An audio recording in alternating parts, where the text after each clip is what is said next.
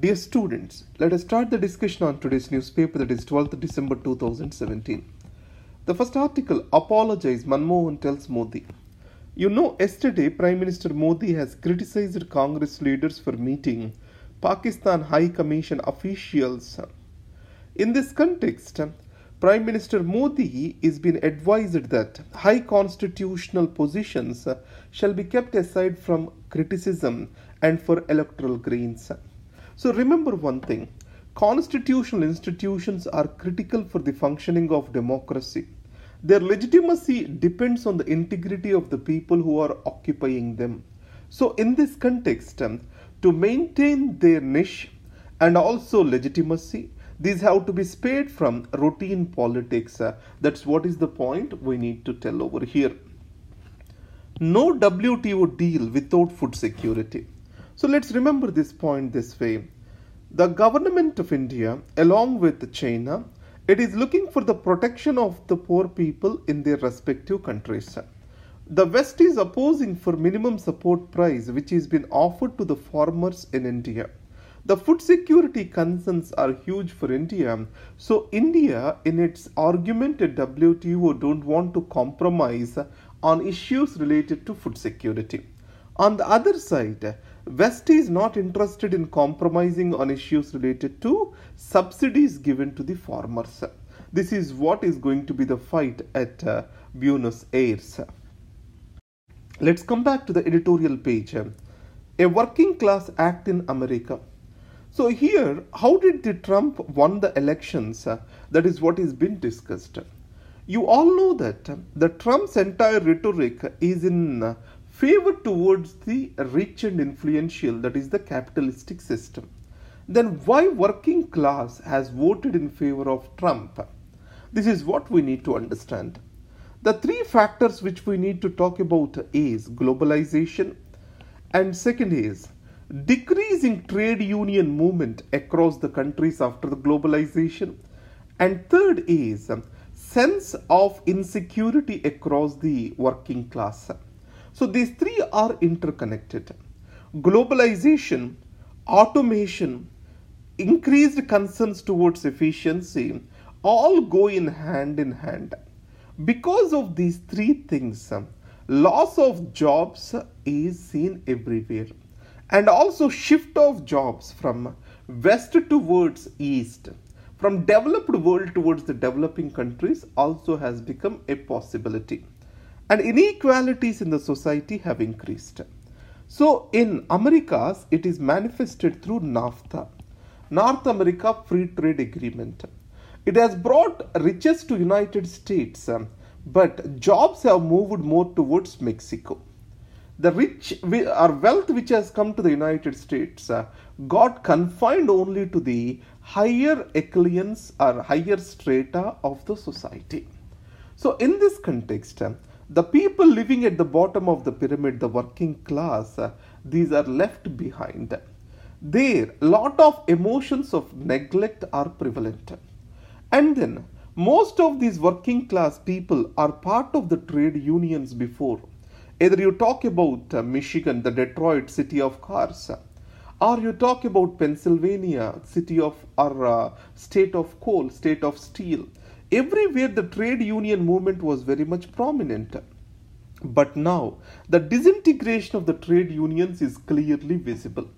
When these trade unions were strong, they are strong supporters of the Democrats. Now, Mr. Trump is able to criticize NAFTA, Mexico. He proposed for building a wall between US and Mexico to stop the illegal immigrants.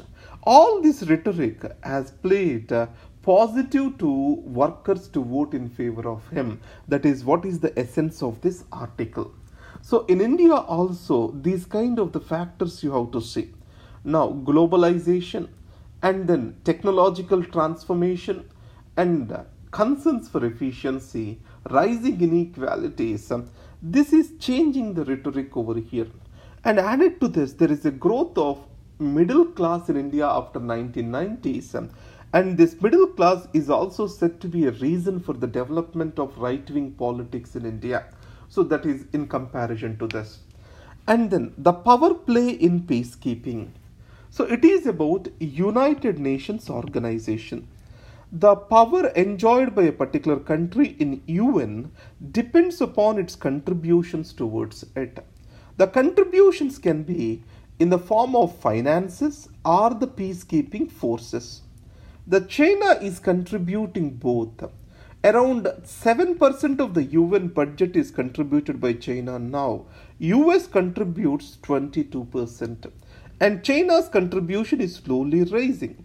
India's is not even 1/10 of that contribution. India's major contribution is in the form of forces, peacekeeping forces. China is able to convert its contributions into a political capital at UN.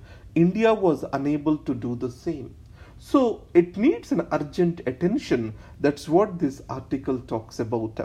Unless India rises its power and muscle at UN, India's entry into UN Security Council may be a distant dream.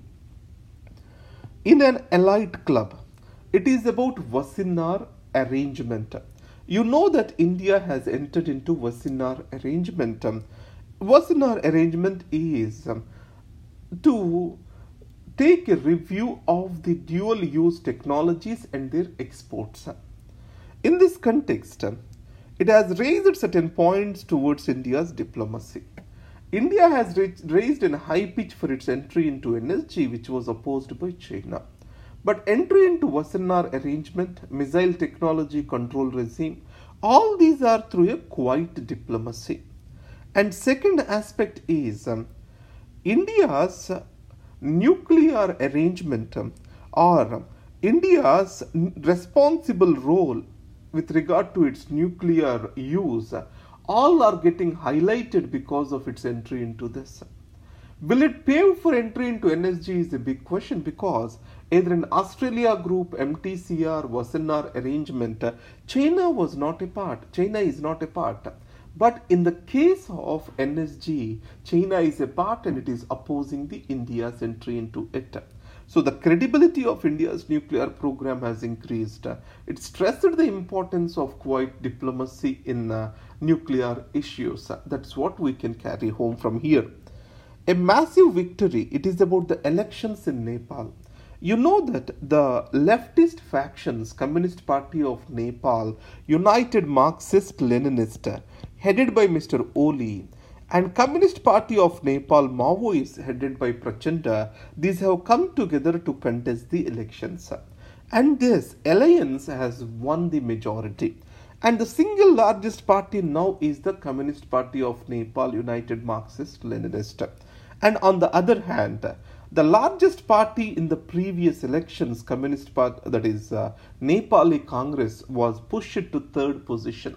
So, the Communist Party of Nepal, United Marxist-Leninist leader Mr. Oli is expected to become the Prime Minister. Obviously, if you can remember, Mr. Oli criticized India for its blockade when Madhesi struggle was going on constitutional issues. He also made a trade and transit agreement with China. So, in this context, Nepal and India relations, how they are going to change is a matter of debate. So, let's come on to the open ed page. The first, for clean air, India needs a policy leap. It is talking about a proposal called carbon tax. If we have to maintain the clean air, then we have to ensure that carbon emissions have to be reduced. Most of these carbon emissions comes from fossil fuels. We need to replace these fossil fuels with the green fuel. So eliminating the fossil fuels in the near future may not be possible. But discouraging of the fossil fuels, encouraging of the green fuel is essential. How can we discourage fossil fuels? One of the methodology is through carbon tax. But most of the fossil fuels are going to worst affect, or most of the taxes on fossil fuels are going to most affect the poor people. And then the green fuels as of now are very expensive. So it is going to add to the inflation in the country. So how this has to be solved? So there are indirect benefits, positive externalities of eliminating the fossil fuels.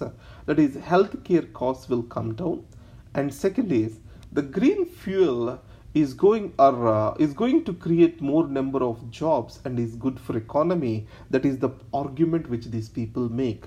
So discouraging the fossil fuels through carbon tax or disincentivizing them and incentivizing the green fuels, it has to be a dual strategy. That is what this article's essence is. And then powering the rural health care. You know that in the rural healthcare system, primary healthcare centers are the base. These primary healthcare centers suffers from lack of infrastructure, human resource, etc.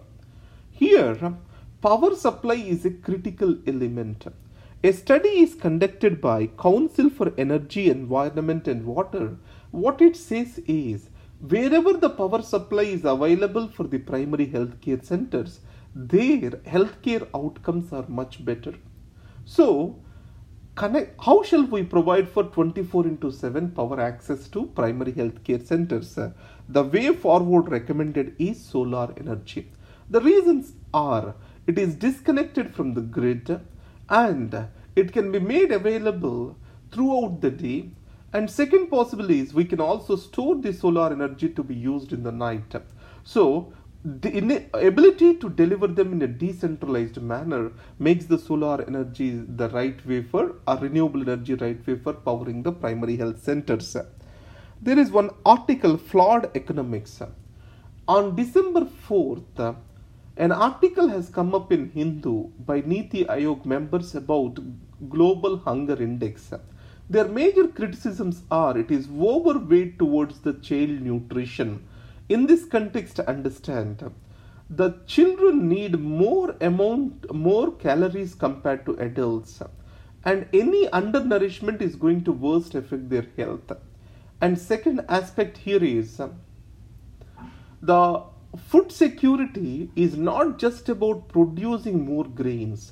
It is about creating a system where these food grains are accessible to all the people in the country. So it means food security, it talks about access, quality, added to that affordability. All this comes as part of the food security now. So making the food available to all and making them affordable to buy it, all these are also part of the food security. It is not just about the food production. That is what is the counter statement this article is giving. And now let's get into the news page. Need all-out push on terror. That is what External Affairs Minister Sushma Swaraj is talking about at RIC Summit. And then Russia favors talks with Taliban, Lavrov. So you know that China, Russia's interest in Afghanistan is increasing, and on the other hand, Russia is also moving close to Pakistan. So these points keep in mind. And then FRDI, depositors will be protected. Already we have discussed what is called bail-in clause under this particular FRDI bill. And in the last page, I gave you the notes which will be available to you at lax.in/civils prep. Thank you very much and all the best.